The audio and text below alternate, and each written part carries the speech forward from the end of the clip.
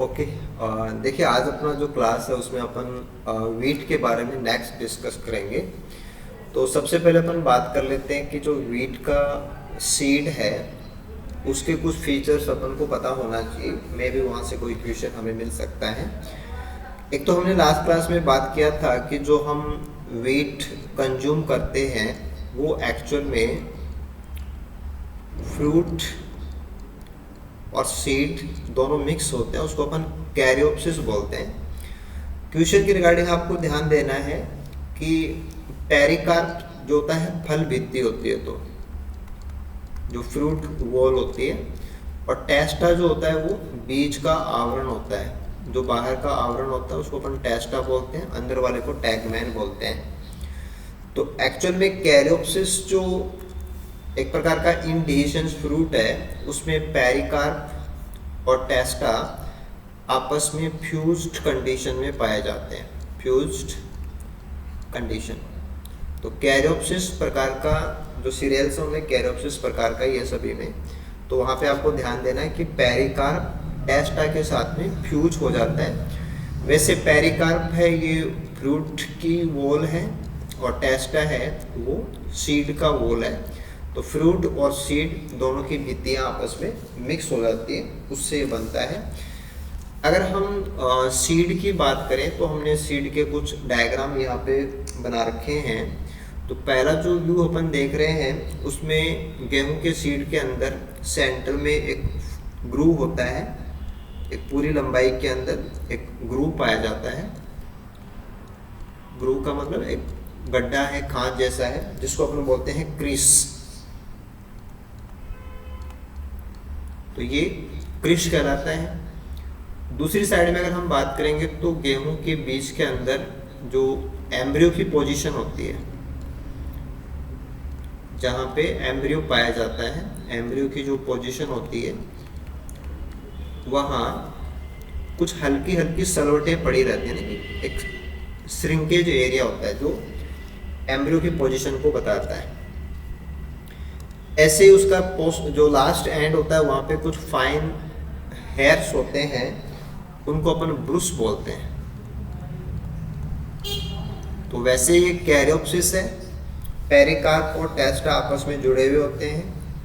Ventral surface जो है वहाँ पे एक क्रिस है जो कि एक पूरी लंबाई के अंदर मिलने वाला ग्रूव होता है, और डोर्सल सरफेस के ऊपर एम्ब्रियो की पोजीशन है वो कुछ सलवटों से मार्क होती है, और एक किनारे के ऊपर बहुत ही फाइन ब्रिस्टल्स होते हैं, हेयर लाइक ब्रिस्टल्स होते हैं, जिनको हम ब्रूस बोलते हैं। इसके बाद में हम बात कर सकते हैं कि जो एम्ब्रियो है, क्योंकि ये मोनोकोट एम्ब्रियो के रिगार्डिंग भी आपको पता होना चाहिए कि उसमें क्या क्या होता है। तो हमने यहाँ पे इसका एम्ब्रियो बना रखा है। एम्ब्रियो के अंदर ये प्लूम्यूल का पार्ट है और ये नीचे रेडिकल का पार्ट है। प्लूम्यूल और रेडिकल दोनों से बाहर कवरिंग पाई जाती है। प्लूम्यूल के बाहर की कवरिंग को कोलियोप्टाइल बोला जाता है, कोलियोप्टाइल, और रेडिकल के बाहर वाले को कोलियोराइजा बोला जाता है, कोलियोराइजा। तो कोलियोप्टाइल और कोलियोराइजा ये मोनोकोट के वर्ड है। डाइकोट की बात करेंगे, डाइकोट में ऐसा कुछ नहीं होता है। मोनोकोटिलिडन्स जो है उनके एम्ब्रियो के अंदर ये स्ट्रक्चर हमें मिलेगी। इसके बाद में आपको देखना है कि इसमें दो पार्ट और होते हैं। एक कोटिलिडन जैसी स्ट्रक्चर है जो सिंगल होता है, पेपरी होता है, उसको अपन बोलते हैं स्कूटेलम। स्कूटेलम तो जो काफ़ी बड़ा एरिया दिखा रखा हमने डैश लाइन से करके, वो इसका स्कूटेलम है, जो कागज जैसा पतला पेपरी स्ट्रक्चर होती है।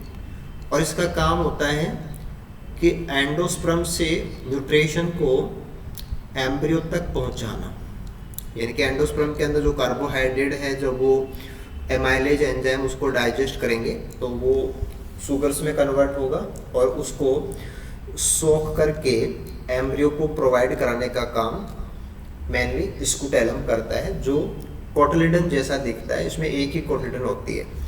जहाँ स्कूटेलम होता है उसके अपोजिट साइड में एक छोटी सी स्ट्रक्चर और लगी रहती है, इसको अपन बोलते हैं एपीब्लास्ट। एपीब्लास्ट।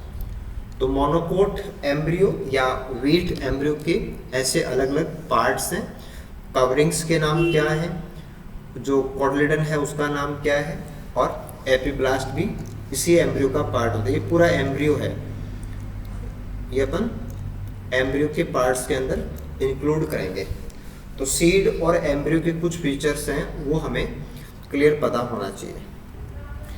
ओके, इसके बाद में हम आगे कुछ और पॉइंट्स की बात करते हैं, और ये पॉइंट हमें मिल सकते हैं वीट ब्रीडिंग को लेकर के, क्योंकि वीट ब्रीडिंग को हमें दोनों ही लेवल पे समझना है।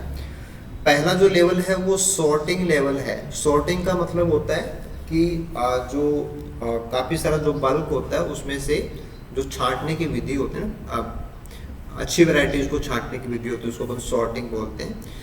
तो सॉर्टिंग के रिगार्डिंग कौन कौन सी मेन वैरायटीज हैं वो ब्रीडिंग प्रोग्राम के अंदर रही हुई है, उसमें से कुछ नाम हैं वो मे भी हमें क्वेश्चन में मिल सकते हैं। तो एक तो नाम होता है रेड 5। रेड 5 जो है वो सबसे अर्ली जो सॉर्टिंग वैरायटी है, अर्लीस्ट यही है। और डेविड 5 ने, जो कि यूएसए के थे, उन्होंने इसके ऊपर काम किया था और इसको डायरेक्टली रेड के नाम से भी जाना जाता है। ऐसी दूसरी वैरायटी है टर्की वीट, ये भी सॉर्टिंग वैरायटी है, और ऐसा ही नाम है मर्क्यूस, और एक नाम है फेडरेशन। तो ये वैरायटीज हैं, रेड 5 हो, टर्की वीट हो, मार्क्यूस हो या फेडरेशन हो, ये वीट ब्रीडिंग जो कि सॉर्टिंग के ऊपर आधारित जो वैरायटीज हैं वो है। मर्क्यूस को आप इसलिए ध्यान देंगे क्योंकि ये ड्रॉथ रेजिस्टेंस वीट है। तो पहला शुष्कता प्रतिरोधी जो गेहूं है वो यही है। और फेडरेशन की बात करें तो फेडरेशन का जो पूरा सॉर्टिंग मेथड है वो कुछ इस प्रकार से है कि इम्प्रूव्ड 5 और उसका इटावा के साथ में क्रॉस करा के यैंडीला वैरायटी बनी हुई है, और फिर उसका पर्पल स्ट्रा के साथ में क्रॉस करा के फेडरेशन वैरायटी है, ये सॉर्टिंग से बनाई हुई है। तो रेड 5 एक अच्छा पॉइंट है, में भी पूछा जा सकता है। मर्क्यूस है, ये हमसे क्वेश्चन में पूछा जा सकता है कि सॉर्टिंग के ऊपर जो वीट ब्रीडिंग प्रोग्राम्स है, जो अर्ली प्रोग्राम्स है, उनसे जुड़ी हुई वैरायटीज के ये नाम है। ओके, इसके बाद में हम आगे कुछ जो सेक्शन ऐड कर रहे हैं, ये काफ़ी इम्पोर्टेंट सेक्शन में रहेगा कि इंडिया के रिगार्डिंग जो वीट ब्रीडिंग प्रोग्राम्स है उसमें मेन चीज़ें अपन को क्या तैयार करनी है। पहला तो हमें ये देखना है कि वीट ब्रीडिंग को लेके जो पहला वर्क है इंडिया के अंदर वो Albert Howard and GLC Howard का है। दोनों को मिलाकर के होवार्ड्स भी बोल देते हैं। तो इनका काम है, और ये इम्पेरियल एग्रीकल्चर रिसर्च इंस्टीट्यूट, जो कि अब इंडियन एग्रीकल्चर रिसर्च इंस्टीट्यूट है, उसका आज़ादी से पहले जो नाम था वो Imperial Agriculture Research Institute Pusa ही था, अभी भी लोकेशन तो पूसा ही है। तो वहाँ इनका पहला वर्क है Albert Howard and GLC Howard का।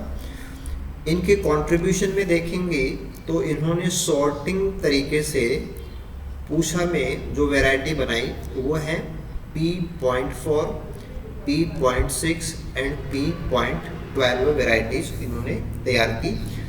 इनमें से P.4 वैरायटी काफ़ी इम्पोर्टेंट वैरायटी है, इनका मोस्ट वैल्यूबल वर्क यही था। इसको इंटरनेशनल ग्रेन एग्जीबिशन 1920 के अंदर फर्स्ट प्राइज भी मिला था इस वैरायटी को, जो कि पूसा में तैयार की गई थी। ये होवार्ड्स के द्वारा सॉर्टिंग विधि से तैयार हमारी ब्रीडिंग के हिसाब से देखें तो पहली वैरायटीज में से एक था P.4, 6 एंड 12 है। और P.4 को अंतर्राष्ट्रीय जो ग्रेन एग्जीबिशन है उसमें फर्स्ट प्राइज भी मिला हुआ था। इसके बाद में अगला जो वर्क है वो हाइब्रिडाइजेशन का है कि अलग अलग वैरायटीज के बीच में क्रॉस कराना, वो हाइब्रिडाइजेशन वर्क कहलाता है। इसमें कुछ वर्कर्स के नाम हमें पता होना चाहिए, जैसे चौधरी रामधन सिंह हैं, ये पंजाब से हैं। ऐसे FJF शाह हैं, ऐसे शाह एंड पाल का नाम है, एक ओनली पाल है। इनके कंट्रीब्यूशन है, जैसे एक वैरायटी है NP114, NP114 एक्चुअल में पहली वैरायटी है जो लूज स्पट ऑफ वीट के अगेंस्ट रेजिस्टेंस इसके अंदर था।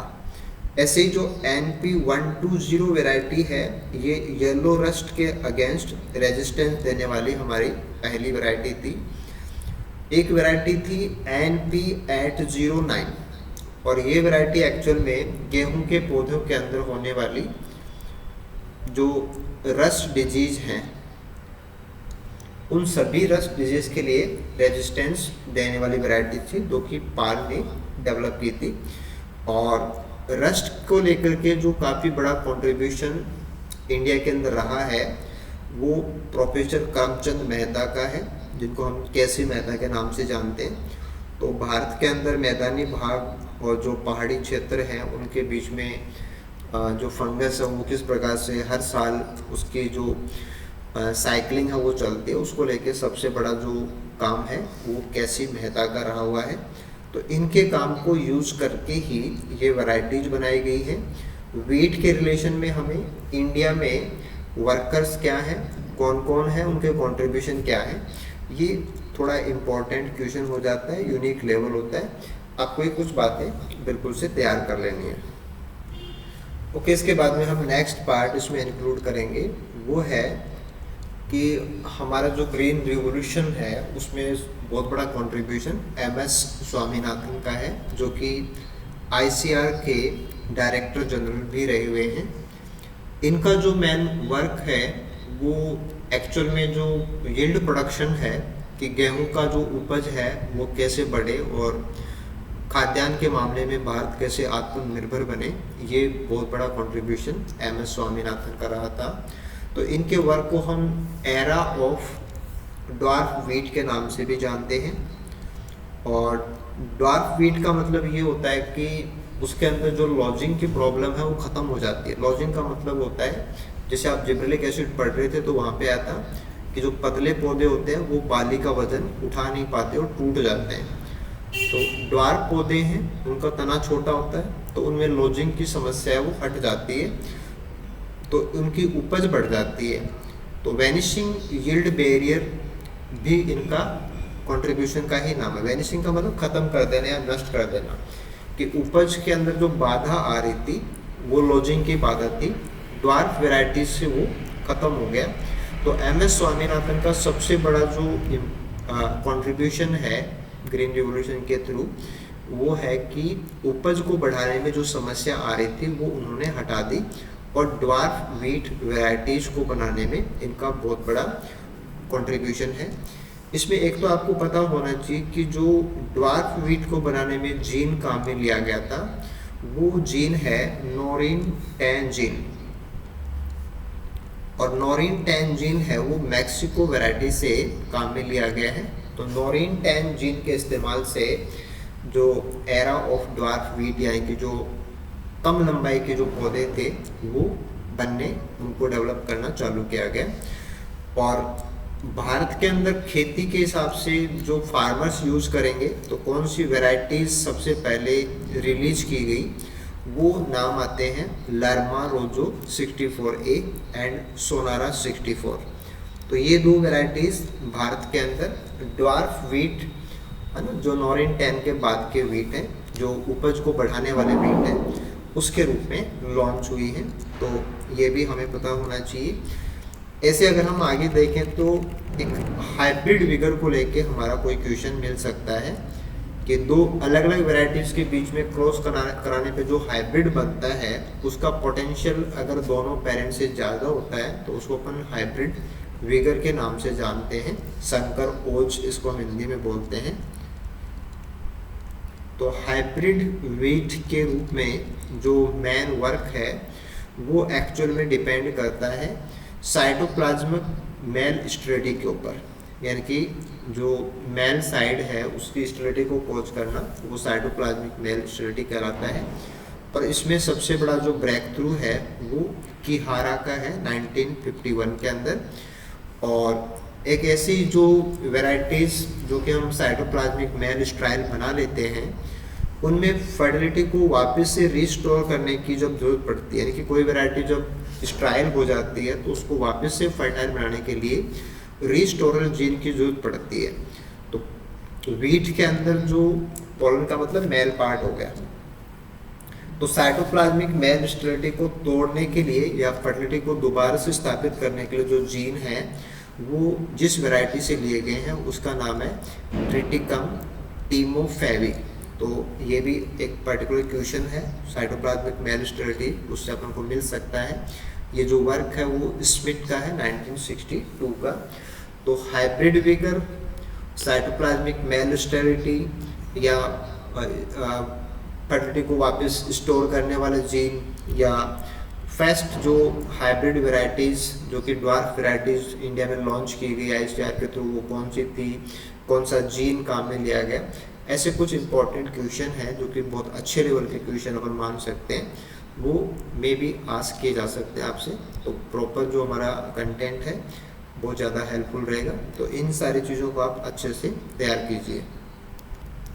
देखो उसके बाद में हम फर्दर और कुछ पॉइंट्स को ऐड करते हैं जो कि अलग अलग वेराइटीज़ के ओरिजिन और ओरिजिन ऑफ सेंटर को लेके ये पॉइंट्स हमें मिल सकते हैं। एक तो जैसे हमने लास्ट क्लास में देखा था कि सबसे पहला जो गेहूं है वो है वाइल्ड एनकॉर्न व्हीट, जिसको अपन एनकॉर्न जो व्हीट है उससे वो तो डोमेस्टिकेट किया हुआ उसको अपन एनकॉर्न बोलते हैं, और उससे पहले का जो है वो वाइल्ड एनकॉर्न कहलाता है। तो सबसे पहला जो गेहूं है वो यही है डिप्लॉयड व्हीट, और इसके जो रिमेन्स हैं वो नियोलिथिक साइट जो कि पर्टिकुलर नॉर्दर्न इराक में जगह का नाम है जर्मो, वहाँ से इसके जो फॉसिलाइज सीड्स हैं वो प्राप्त किए गए हैं। रॉबर्ट ब्रैडवुड ने ये डिस्कवरी की है, और ये जगह एक्चुअल में मिडल ईस्ट और साउथ ईस्ट यूरोप के अंदर है। तो ये इसका पहला है, मतलब सबसे पहला जो गेहूँ है उसका कनेक्शन जारमो से है, यानी कि नॉर्दर्न इराक से है। ऐसे ही इराक में एक जगह है अली कोस, वहाँ से भी इसके फोसिलाइज जो सीड्स हैं वो मिले हैं।